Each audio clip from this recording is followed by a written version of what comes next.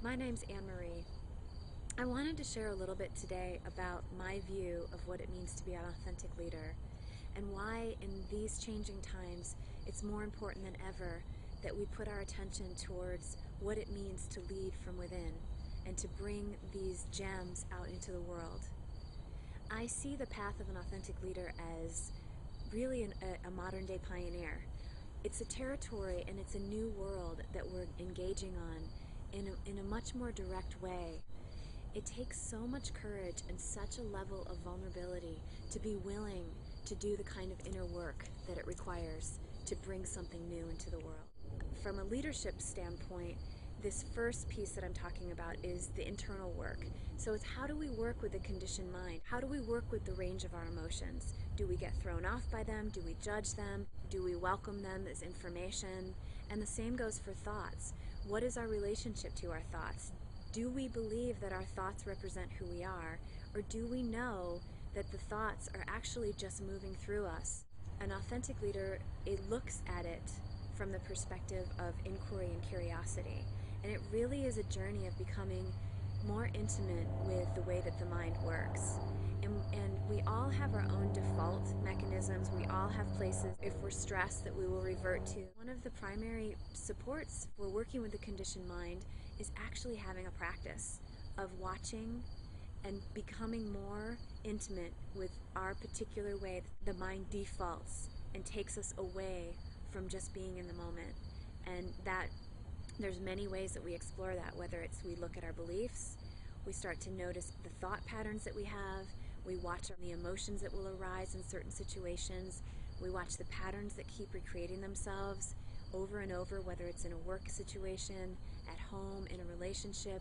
Usually there's threads that are all have a common theme. So it's a practice, really a practice of getting more acquainted so that as we start to notice the way that the mind works, the gap between the thought or the belief or the emotion arising and us being caught in that thought, sometimes for days, sometimes for hours, sometimes only for minutes, but being caught until we recognize there's a shift and that really wasn't true. That emotion, that thought, that belief starts to raise itself again, but because we're more acquainted with it, the gap between how long we stay caught gets less and less and less until finally the thought will arise, we see it, and it just drops. There's no energy to hold on to it anymore. And ultimately that's the journey that we're on. So if we believe that we're our thoughts, there's no room to start to close the gap.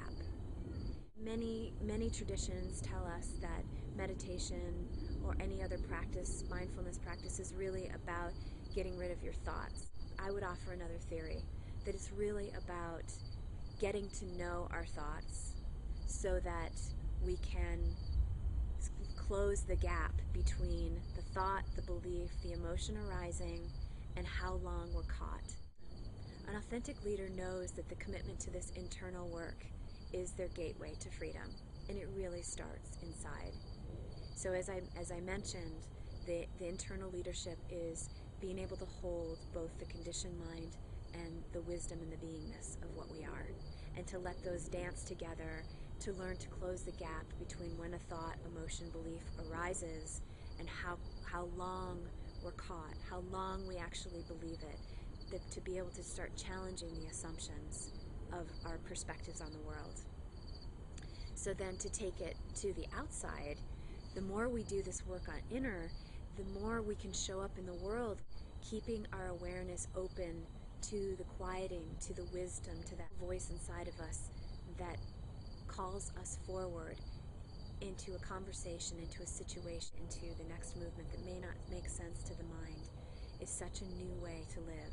And that's why I call it a pioneer, because we have been trained to understand, to be certain, to know.